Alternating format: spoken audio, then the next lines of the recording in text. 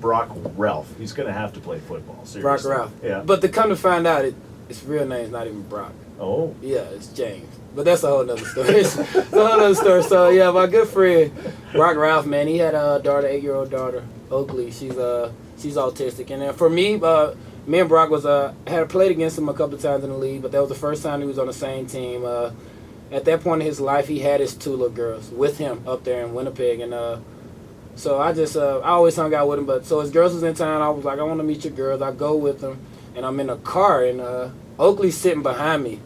And I didn't know. Brock I had just gotten in the car. He hadn't explained to it, but Oakley kept slapping me on the side of my head, you know. Which is common. Yeah. That's normally what girls do. Anyway, so I was like, oh, okay, you know what I mean? Yeah. I'm like, Brock, yo, look, she keeps slapping me, bro. He's like, she's cool. Dude. He's like, you know, that's what he first expressed. She's autistic, you know what I mean? He's like, roll the window down. I didn't know what that slap mean, you know. So he's that's like, what she wanted. Yeah, just roll the window down. Reach back there and roll the window down. So I rolled the window down, and we continued riding, and then we stopped at McDonald's, and we got food, and he gave Oakley, she didn't eat the bread. She only ate the patty, and he made her eat the patty before the fries. So anyway, once she took a bite out the patty, and before you know it, she slapped the patty on the side of my head, and I'm like, am I in the wrong seat, you know? I'm kind of confused. Roll like, the window down.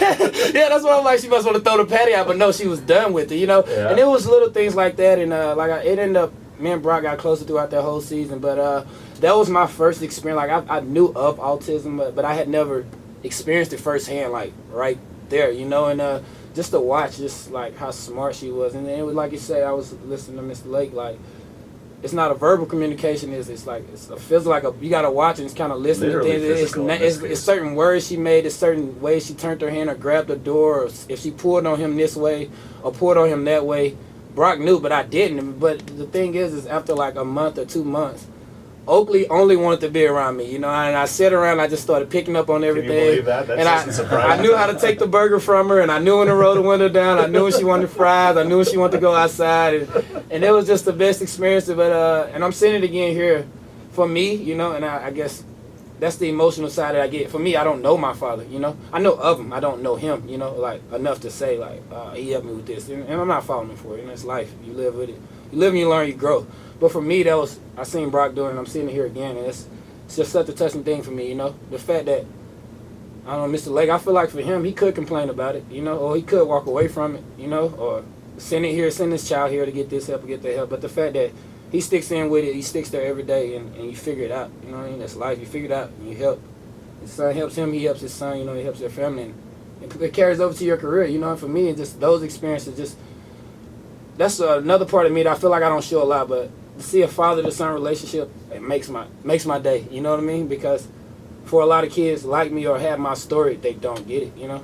And then they become adults, and society want to call them out. They're cruel, they're mean, this kid don't know this, they don't know that. But it could be that simple thing that was missed from, like, being able to sit down and talk to your dad, or being able to sit down and do this, you know? For me, I was lucky and thankful with the strength to just overcome that, you know? Or I had sports to use it to not think about it much, but not all people had it. So, I don't know, best day I've had in Edmonton right now. I'm loving it. I'm enjoying it. I'm glad I met Jaden, glad I met Mr. Lake, and you know what? I just like everything. Very seldom are you going to ever have a time when a big mouth radio announcer and a politician are not going to get to own the microphone. But your aha moment about the fact that you're right, you know, what a great and thing that you're a father, you know, but not every father commits like Adarius can relate to. So, but it was a no-brainer for you as far as the commitment goes. We are running out of time in the hour, but you do have a platform, and you've used that from a national perspective to try to make autism more aware and help people to maybe diagnose sooner. That's an important thing, because a lot of kids are just misunderstood. Not every child with autism can't talk, right? Can't speak. Oh no, exactly. You meet one child with autism, you meet one child with autism, and it's a lifelong disorder too. So you meet a child with autism, you haven't met a 25-year-old with autism or a 70-year-old with autism, and everybody's challenge is different. Absolutely. Right. And so let's talk about. So I saw as soon as I went on your website, you had you had a proclamation, I think is the right word, or whatever you did at the a statement in the House of Commons. At the House of Commons. You did that. You talked about how important this was to you and how important it should be to Canadians, and you've got a big event coming up as well. So tell us about that. Yeah, there's an event on September 9th. It's an organization called Autism Speaks, which is the largest autism-related organization in the world, I think, probably. And they do walks in various cities. On September 9th, they do a walk in Edmonton. It'll be the 5th anniversary of the walk here. So it's a fantastic event, and it's happening in Rundle Park.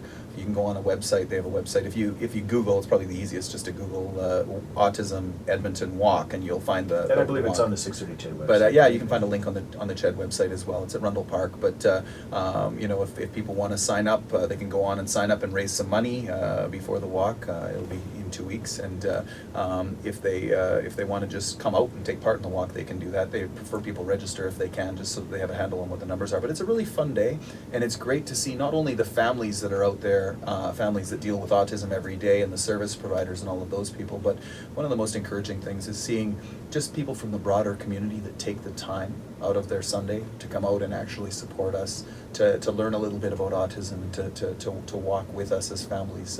Very, very important for us as families to have that support for many of the reasons that I mentioned, just to have that awareness out there when we're dealing with some of the challenges that we deal with on a daily basis, to have that understanding that people have. It's growing, the awareness is growing, and it's encouraging to see it growing, but we need more and more. So just encourage people, if they have time on that day, September 9th, to come out and walk with us. Mike Lake, Member of Parliament for Beaumont, Millwoods area as well, and Adarius Bowman.